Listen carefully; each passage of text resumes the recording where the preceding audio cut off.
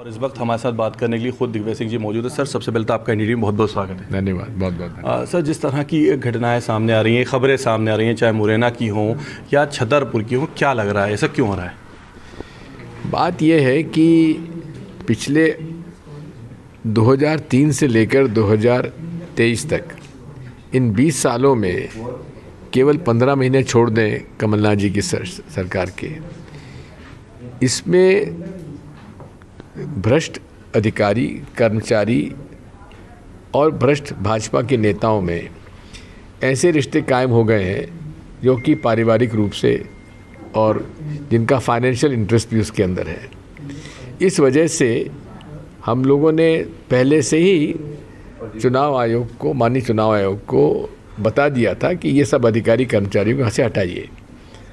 इनकी करीब लगभग 1000 शिकायतें कांग्रेस पार्टी ने भेजी हैं, लेकिन मुझे इस बात का दुख है कि माननीय चुनाव आयोग ने एक पर भी कार्रवाई नहीं की, जिसकी वजह से आज ये सारे झगड़े हो रहे हैं। क्योंकि जितना भी लोकल प्रशासन है वो इतने दबाव में है क्योंकि उनके साथ इन्होंने मिलकर काम किया है और मिलकर हो सकता है कि इनके कोई फाइनेंशियल इंटरेस्ट भी साथ रहे हो। सर, कल अनुपम राजन ने जब प्रेस कॉन्फ्रेंस की थी तो हमने सवाल किया था कि सर कितनी शिकायतें हुई हैं और उनका कितना निराकरण हुआ, तो उन्होंने बोला हमने ज़्यादातर शिकायतों का सबका निराकरण कर दिया।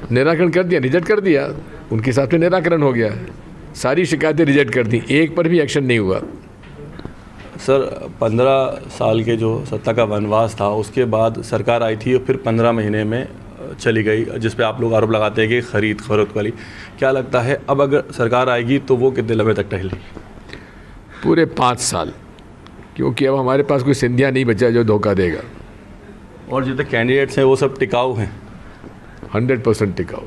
अच्छा, एक और चीज़ मैं ये बोला था कि जो शिवराज सिंह चौहान जी हैं, ये एक योजना का बड़ा गुणगान करते हैं, लाडली बहना का, और इनके जितने नेता हैं, चाहे पीएम हो चाहे केंद्रीय मंत्री, सब लाडली बहना। क्या लग रहा है क्या ये योजना कुछ कमाल कर पाएगी?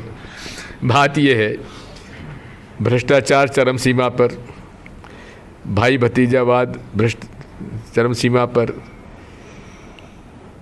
बेरोजगारी चरम सीमा पर, महंगाई चरम सीमा पर, और बेरोजगारी में भ्रष्टाचार, नियुक्तियों में भ्रष्टाचार।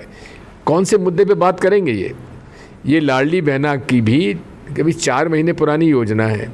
18 साल का हिसाब किताब ये 4 महीने में पूरा करना चाहते हैं, और उसमें भी झूठे वादे कर रहे हैं।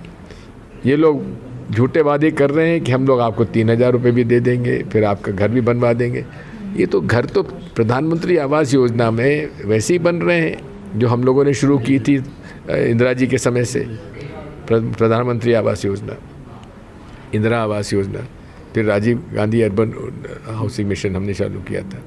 तो ये केवल लोगों को गुमराह करने वाली बात है।